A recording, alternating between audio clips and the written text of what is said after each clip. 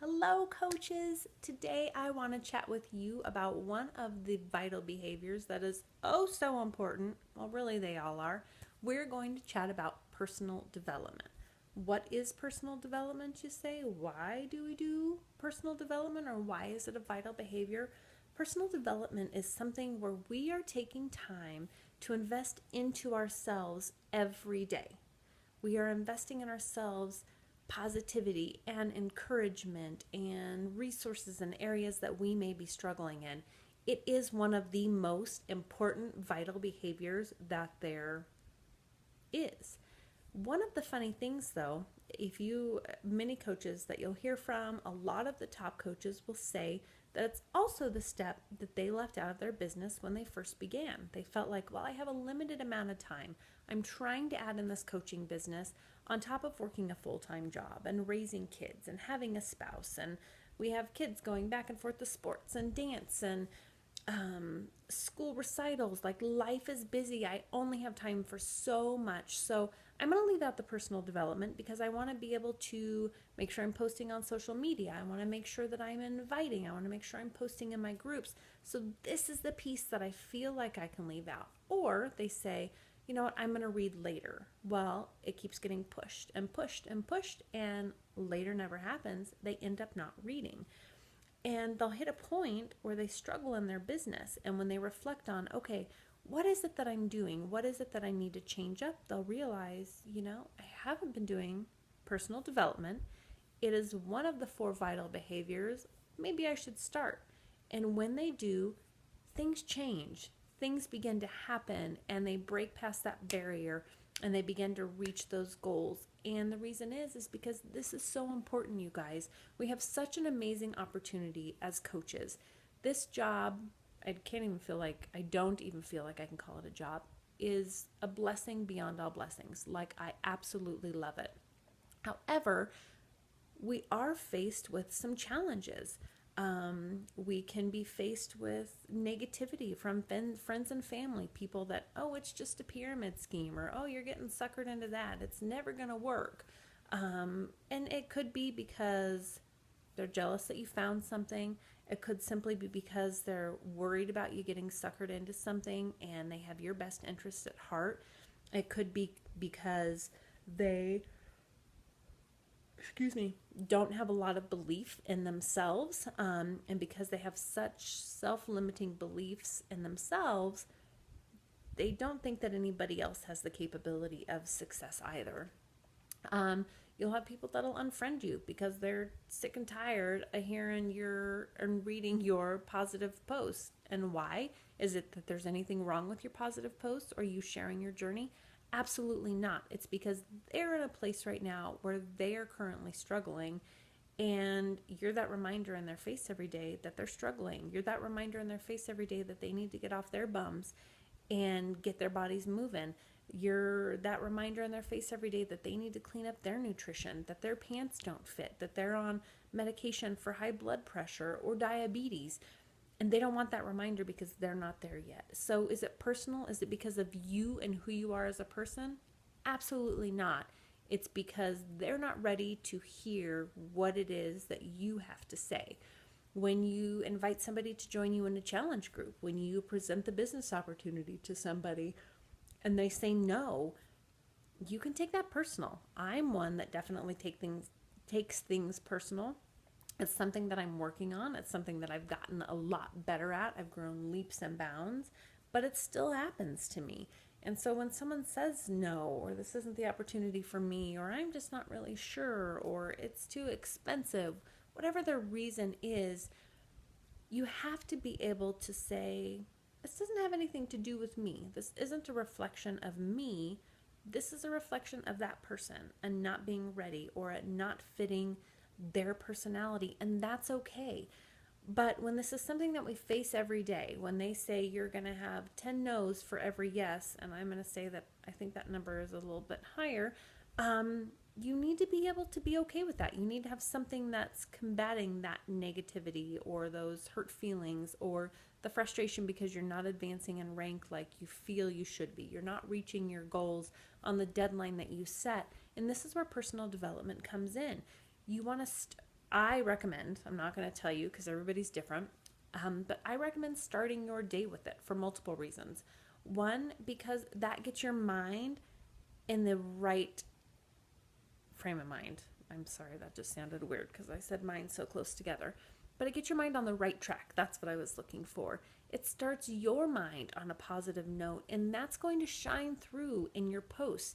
It gives you something to talk about. That's always my first post of every day, is something that I have taken away from personal development. How cool is that? Easy peasy.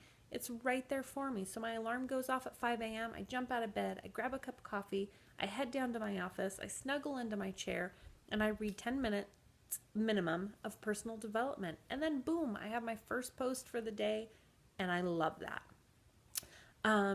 The other reason I recommend that you start your day with it is because, as I said before, if you don't, if you say, well, I'll read it later, I'm going to do that later in a little bit, that little bit and that later tends to never happen. And that's what I did. It wasn't that I didn't think I needed the personal development. It wasn't that I didn't think I had the time for personal development. It was that I kept telling myself, well, I'm going to do it in a little bit. I'm going to do it in a little bit. Well, something else, excuse me, something else would always come up, you guys. The kids would have a disaster. They'd need help with homework. Something would go wrong with dinner. I'd have to take one kid to practice and pick another kid up. There was always something going on where it kept getting pushed and pushed and pushed. And it seemed like the easiest thing to push because it wasn't really on a time deadline. And more times than not, that meant it didn't end up happening at all. And that wasn't okay either. So that's another reason that I recommend you do it in the morning. So something that a coach said in a training that I listened to, it might have been the National Wake Up Call, and it has stuck with me, is that when you're choosing personal development, it doesn't all have to be business related. Choose a book, a personal development book on a topic that's going to help you with an area you're currently struggling with.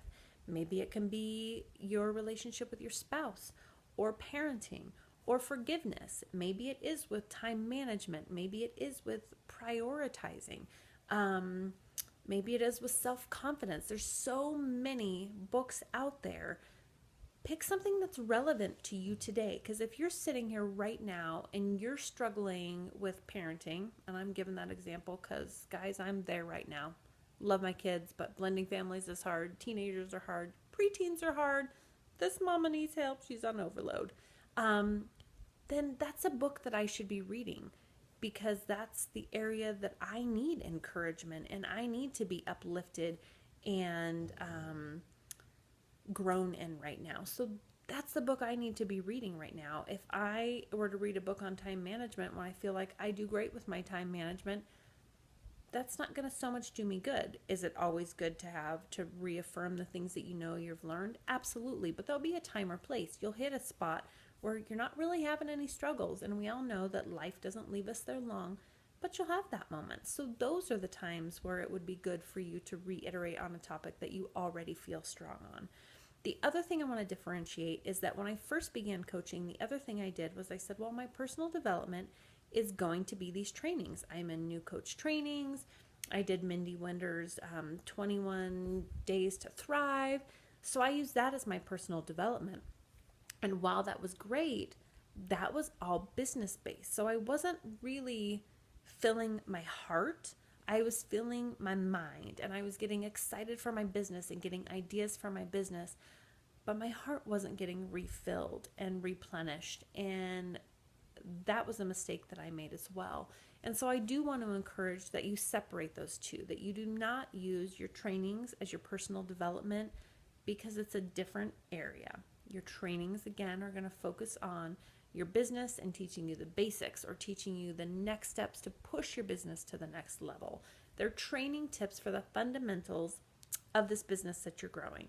Personal development is for your heart and for your mind, to renew and to refresh and to keep you going and to keep you positive when you face those days where you just feel like you don't have it in you. So I hope that makes sense. I hope you understand. I hope that gives you a sense of urgency as to why personal development is so important. Another example I want to give you, because I think a lot of people will be able to relate to this, is when you start this journey, I would say a lot of people, I would probably almost say 7 to 8 out of 10, every 10 coaches have a spouse that's not super duper supportive. And it's not because they don't want to see their spouse succeed.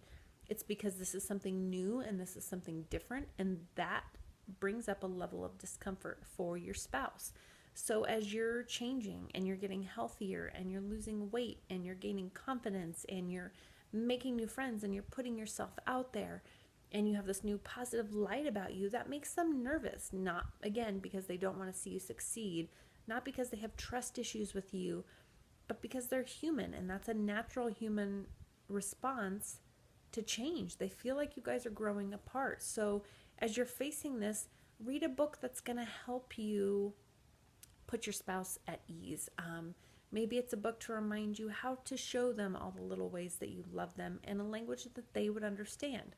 A book I would recommend for that is The 5 Love Languages. Maybe it's The Love Challenge, which is a 30-day dare where you read a chapter every day and you do a little challenge to remind your spouse how much you love them.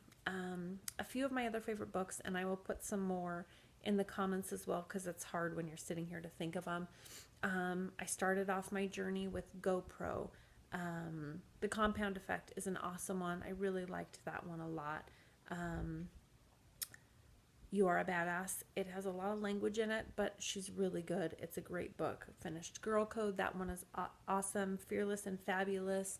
What is that? The Millionaire Next Door. The Magic of Thinking Big. The Secret. I know there's a bunch of ones that I'm forgetting. See what I'm saying? I have a whole bunch of them downstairs, and actually not so much because I like to send them a copy to my team.